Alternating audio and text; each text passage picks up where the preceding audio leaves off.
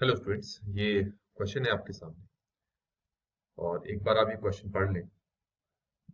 इसमें कहा है कि किसी एग्रीकल्चर इंस्टीट्यूट में जो साइंटिस्ट हैं वो वैरायटी ऑफ एक्सपेरिमेंट्स करते हैं बीजों के ऊपर, सीड्स के ऊपर, to grow them in different environments to produce a healthy plants and get more yield.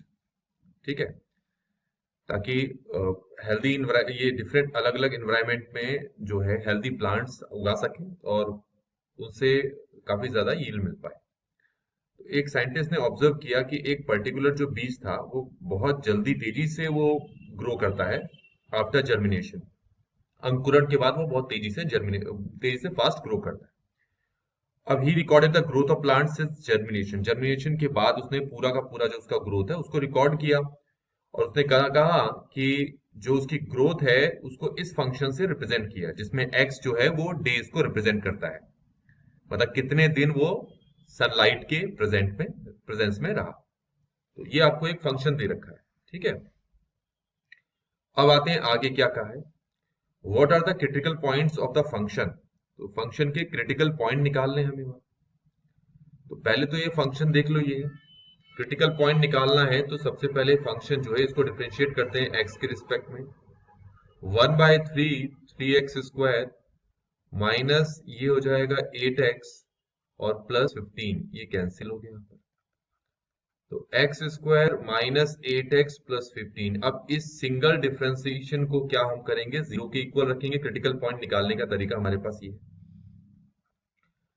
और इसको अब हम सॉल्व करेंगे तो ये हो जाएगा x-5 x-3 = 0।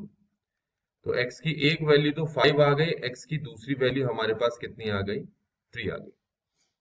ठीक हो गया। मैक्सिमम मिनिमम में क्रिटिकल पॉइंट किस पॉइंट को कहते हैं, ऐसा पॉइंट जहां पर जो स्लोप है वो जीरो होता है, f' जहां पर जीरो होता है, जैसे ये कर्व है। तो आप देखें इस पॉइंट पर जो स्लोप है f' जीरो होता है, तो ये जो x की वैल्यू है इसको क्रिटिकल पॉइंट कहेंगे। ऐसे ही देखो यहाँ पर भी जो स्लोप है वो जीरो होता है, इसलिए यहाँ पर जो x की वैल्यू है उसको क्या बोलेंगे, क्रिटिकल पॉइंट। तो दो क्रिटिकल पॉइंट हमें मिल गए यहाँ पर। सेकेंड पार्ट में देखते हैं। Using second derivative test, find the minimum value of the function।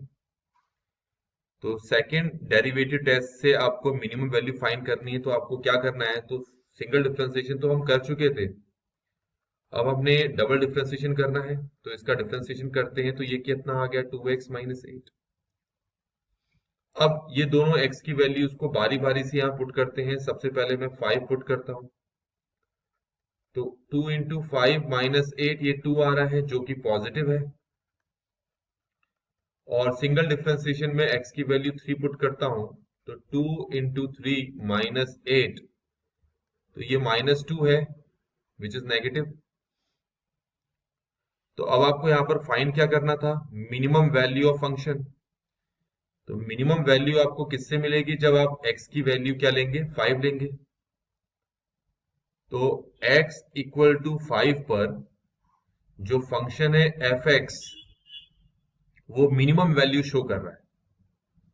तो अब हमें मिनिमम वैल्यू शो कर रहा है तो इसका मतलब मिनिमम वैल्यू भी फाइंड करनी है। तो इसके लिए आपको जो x की वैल्यू है 5 वो इस फंक्शन में पुट करना पड़ेगा। फंक्शन क्या लिखा है, फंक्शन है 1/3x3 - 4x² + 15x + 2। इसमें x की वैल्यू पुट कर देते हैं 5। तो पहले यहां पुट करेंगे 5, तो ये हो जाएगा 125 और नीचे 3। यहां पुट करेंगे तो ये हो जाएगा 100। यहां पुट करेंगे 75 और ये 2 हो जाएगा। तो 125/3 ये तो हो गया -25 और ये हो जाएगा आपके पास -23। एलसीएम लेके सॉल्व करते हैं।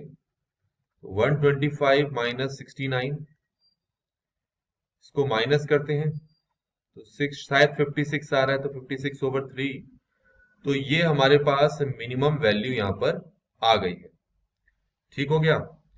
तो ये जो है f(x), वैसे क्वेश्चन में f(x) क्या है, ग्रोथ, प्लांट की जो ग्रोथ है वो है यहाँ पर हमारे पास। ठीक है, तो हमारे पास जो प्लांट की ग्रोथ है x इक्वल टू 5 पर कितनी आ गई, 56/3। और ये क्वेश्चन यहाँ पर कंप्लीट हो गया है।